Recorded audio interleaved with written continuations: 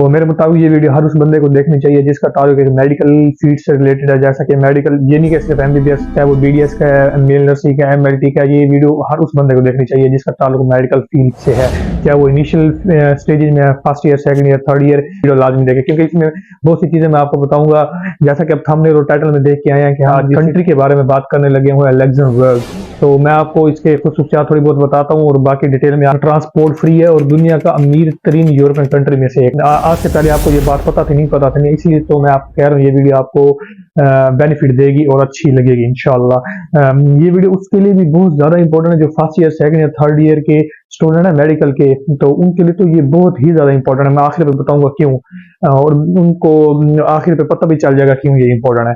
तो जी, तो आज मैं आपको बताऊंगा कि अगर आप लोगों ने अपनी MBBS कंप्लीट कर लिया तो आप उस कंट्री में, लग्जमबर्ग जैसी खूबसूरत कंट्री में कैसे जा सकते हैं। तो लग्जमबर्ग के पहले बेनिफिट मैं आपको बता दूंगा। अगर आप बेनिफिट देख लेंगे तो तब जाके आप रिक्वायरमेंट्स की तरफ आएंगे। पहले मेरा इरादा था कि पहले आपको रिक्वायरमेंट्स बताऊं कि कैसे आप जा सकते हैं, लेकिन नहीं, जैसा कि हालात चल रहे हैं तो मैंने सोचा कि पहले आपको बेनिफिट्स बताऊं, उसके बाद आपको रिक्वायरमेंट्स बताऊंगा। तो बेनिफिट्स में पहले आ जाता है कि ये ट्रांसपोर्ट फ्री है। अगर लग्जमबर्ग के कंट्री में आप जिधर भी ट्रैवल करते हैं तो आपको ट्रांसपोर्ट का कोई पैसा नहीं देना पड़ेगा, बिल्कुल फ्री ट्रांसपोर्ट है। हेल्थ जैसे आप किसी डॉक्टर के पास जाएंगे चेक करवाने के लिए, ETC जैसे आप जाते हैं तो हेल्थ भी आपको तकरीबन फ्री पड़ती है। तो 2 पॉइंट्स हो गए। और तीसरा पॉइंट ये है कि आप लोग पे कोई एग्जाम भी नहीं देना पड़ता, जैसा कि आपको पता है अमेरिका जाने के लिए US में देना पड़ता है, UK जाने के लिए आपको प्लैब देना पड़ता है, ऑस्ट्रेलिया जाने के लिए आपको AMC वगैरह देना पड़ता है, कतर के भी अपने टेस्ट हैं, कुवैत के भी हैं, हर मुल्क के अपने अपने टेस्ट हैं। लेकिन ये वाहिद कंट्री जो कि बिल्कुल आपसे टेस्ट की डिमांड ही नहीं करती। जैसा कि आपको पता है US में देने के लिए कितने पैसे लग जाते हैं, लेकिन ये आपको बिल्कुल फ्री में पड़ेगी, मतलब टेस्ट दिए बगैर आप इस कंट्री में जा सकते हैं।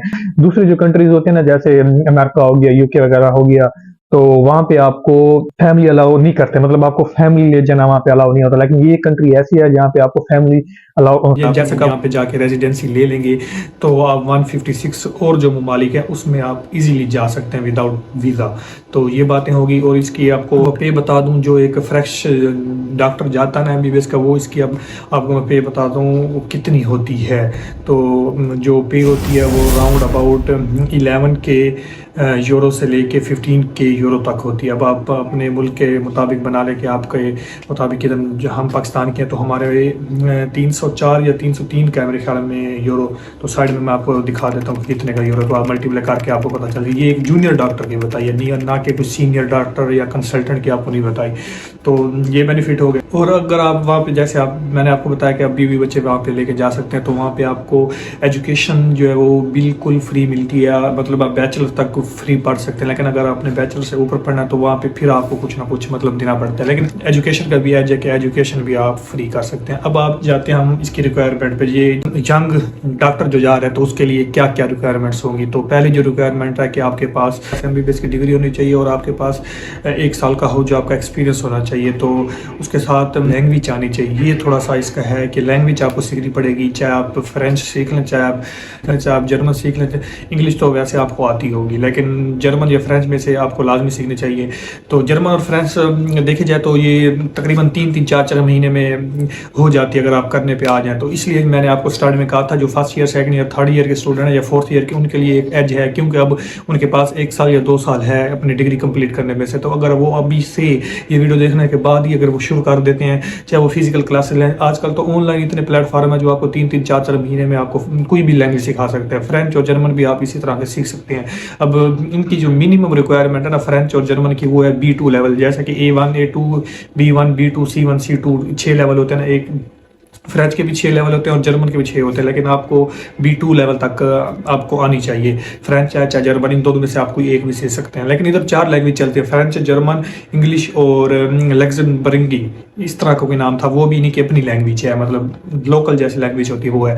लेकिन आप इंग्लिश तो आपको वैसे आती है, जर्मन और फ्रेंच में से आप कोई एक सीख लें। तो ये हो गई इनकी रिक्वायरमेंट्स। और अब आपको एक और बात बताता हूँ मजे की, ये इनकी पॉपुलेशन बहुत ही कम है, सिर्फ 7 लाख पॉपुलेशन میں سمجھتا ہوں کہ ملتان میں بھی اس سے زیادہ آبادی ہوگی، لیکن ان کی بالکل اتنی سی آبادی، اور مسلم تو وہاں پہ نہ ہونے کے برابر ہیں، اراؤنڈ اباؤٹ 20,000 تک ہیں وہاں پہ مسلم لیگزمبرگ میں. تو میں ڈسکرپشن میں ویب سائٹ کے لنکس آپ کو سارا پرووائڈ کر دیتا ہوں. اگر آپ اپنے حوجہ کمپلیٹ وغیرہ کر لیا تو آپ کیسے اپلائی کر سکتے ہیں. اگر آپ نے کوئی اور ڈیٹیل لیگزمبرگ کے حوالے سے لینی ہے تو وہ بھی سارے ویب سائٹس کے لنک میں نیچے ڈسکرپشن میں دے رہا ہوں. اگر آپ کو پھر بھی کوئی سمجھ نہیں آتی تو آپ مجھ سے کانٹیکٹ کر سکتے ہیں. اگر آپ پہ میسج کریں انشاءاللہ میں آپ کو لیگزمبرگ کے حوالے سے، کیونکہ میں نے اچھی خاصی اس پہ ریسرچ کی ہے اور میں نے 1-2 بندوں سے بھی بات کی ہے وہاں کے.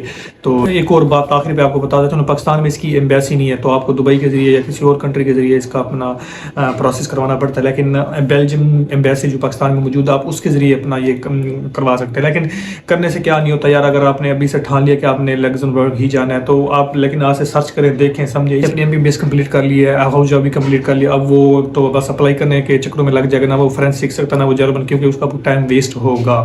تو لیکن ابھی سے اگر آپ اسٹوڈنٹ ہیں انیشل اسٹیج میں تو ابھی سے آپ اسٹارٹ کر دیں اس کی پریپریشن کرنا جرمن یا فرینچ کی، اور ساتھ میں آپ لیگزمبرگ کے بارے میں اور بھی مزید اپنی خود سے ریسرچ کرنا شروع کر دیں. کیونکہ جتنی میری تو تقریباً 100% کوشش تھی میں ایک پوائنٹ آپ کو ویلڈ بتاؤں. کوئی بات اگر اوپر نیچے ہوگی، کوئی دوست لیگزمبرگ کا جو ہمیں دیکھ رہا ہو تو وہ بھی اپنا کمنٹ میں کوئی اظہار رائے دے سکتا تاکہ دوسروں کا بھی فائدہ ہو.